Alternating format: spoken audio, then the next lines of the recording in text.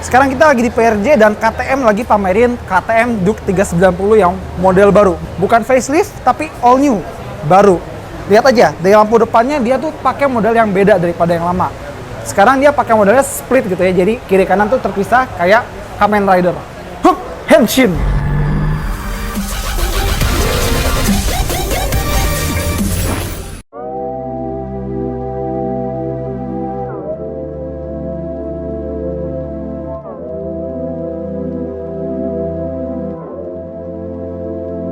Tapi headlampnya nggak cuma baru di desainnya aja, tapi dia juga udah teknologi full LED dan ada LED DRL-nya.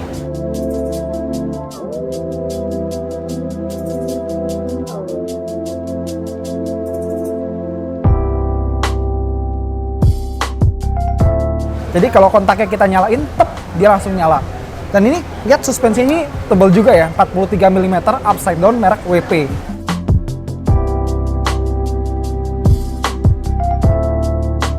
Dan ini bannya dia depan belakang pakai Metzeler.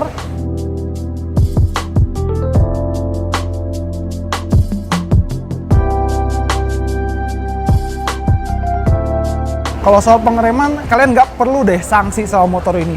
Depan belakang ini udah cakram dan udah ABS pastinya. ABS-nya depan belakang, jadi pengeremannya bisa lebih aman dan lebih stabil. Sekarang coba kalian lihat dari samping, motor ini tuh dia beda banget dibanding Duke yang sebelumnya. Kalau sekarang dia punya sasis tralis, itu lebih dipamerin, lebih terekspos. Warnanya ada yang orange putih, tapi ada juga yang hitam orange, tergantung pilihan yang kalian mau. Sama kalau misalnya kalian lihat di sini, ini KTM 390 Juke. Nggak sih, sebenarnya ini Duke, cuma nggak tahu kenapa garisnya di sini hilang. Mungkin kehapus kali ya. Ayo udahlah.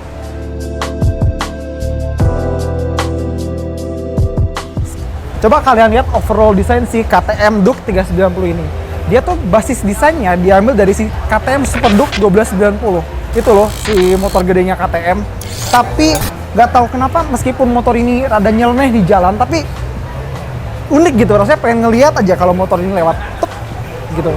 Terus sekarang dia punya knalpot, dia lebih nongol daripada Duke yang lama. Kenapa?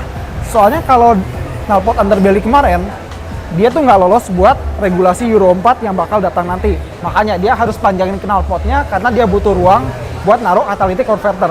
Terus ini dia tampilan bagian belakangnya. Kalau kita lihat di sini dia udah pakai lampu rem LED juga. Jadi sama kayak lampu depannya, lampu rem sama lampu sennya juga udah LED dan ini kualitas plastiknya ini bagus, kuat dan solid banget. Sama di sini kalau kalian lihat ini ada suspensi monoshock buatan WP juga. Dan dia ini adjustable sama kayak KTM Duke yang lama. Jadi bisa diatur loadnya, mau keras, mau empuk, tinggal diatur-atur. Terus ini armnya dia masih double arm, tapi dia pakai inverted arm. Jadi dia dibalik. Yang kerangkanya ini yang ada garis-garisnya, dia itu di luar, bukan di dalam. Jadi kelihatan lebih keker gitu. Terus coba kalian lihat rem belakangnya, dia masih pakai komponen dari Vibray, which is sama seperti KTM Duke sebelumnya. Tapi ingat, udah ABS loh, jadi gak usah ragu sama kualitas pengeremannya.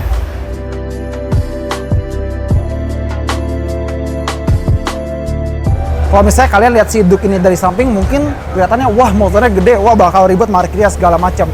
Tapi coba kalian pindah ke belakang dan kelihatan motor itu kelihatannya ramping, singset gitu, ada kurus. Jadi mungkin lebih gampang bawanya, mungkin ya.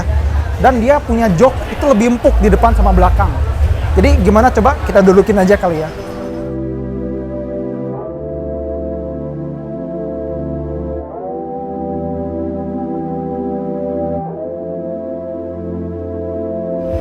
Nah, ternyata bener kalau misalnya Duke yang lama kan itu joknya keras banget. Tapi yang sekarang ini lebih empuk. Jadi kalau misalnya kalian duduk di Duke yang lama, itu kayak kalian duduk di Hotel Nusa Kambangan, yang ini duduk kerasa di Hotel Nusa 2.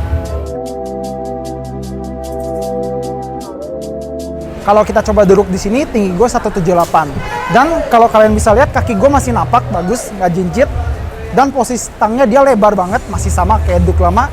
Jadi kalau buat harian, gue rasa kalian nggak bakal cepet pegel kalau bawa motor ini.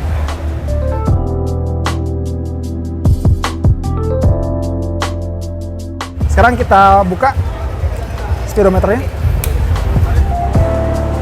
Nah, jadi dia tampilnya jauh lebih bagus daripada bahkan mobil-mobil ya. Mungkin mobil aja kalah kece sama ini speedometernya. Terus buat ngatur menunya ada di sebelah kiri, kita lihat, kita pencet set. Nah, dia ada banyak nih. Kalau info segala macam kita pilih. General info, ada tanggal, odometer sama sisa aki, balik, trip 1, segala macem, sip, trip 2 sama warning kill switch, sama dia ada riding mode, jadi kita bisa pilih antara off, mati, road buat karakter jalanan normal, dan supermoto. Di mode ini dia bakal ngeluarin karakter yang paling ganas, jadi bener-bener kerasa kayak supermoto yang lebih galak. Balik lagi ke setting, favorite, quick accelerator segala macem, set, trip 1, speed, consumption, trip time, trip 2, speed, banyak juga ya, mobil gua aja kalah kayaknya. Terus preference, DRL, unit, speedometernya, bahasa, service, dan banyak banget, gila. Sama kalau misalnya kalian punya gadget, ini bisa dikonekin ke Android, ke iOS, pokoknya apapun gadget kalian bisa dikonekin ke speedometer ini. Tapi ini nggak ada Bluetooth-nya.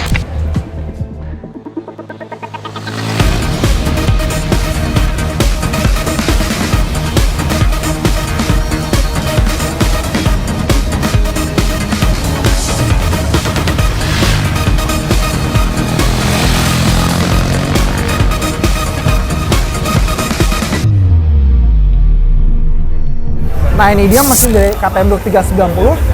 Biarpun ini namanya KTM Duke 390, tapi sebenarnya mesinnya 373 cc. Cuma dibuletin biar jadi 390.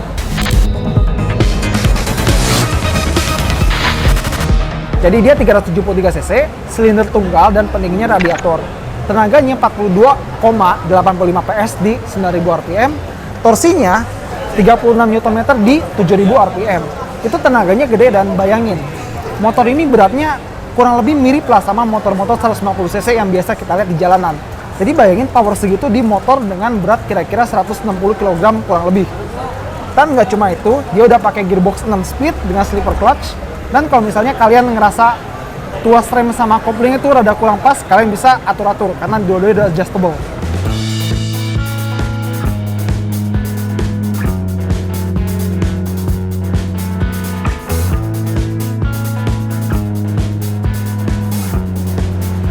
Sekarang si KTM Duke 390 model baru ini, dia udah dijual dengan harga 99,9 juta rupiah. Agak tinggi soalnya dia udah lebih dari 250 cc, makanya pajaknya juga kenanya agak tinggi. Tapi kalau kalian emang pengen motor yang one of a kind dan jiwa kalian adalah jiwa supermoto, kalian rugi kalau nggak nyobain ini dulu. Oke, sekian dari Autolet Max. Thanks sudah nonton dan jangan lupa sampaikan komentar kalian di bawah sini.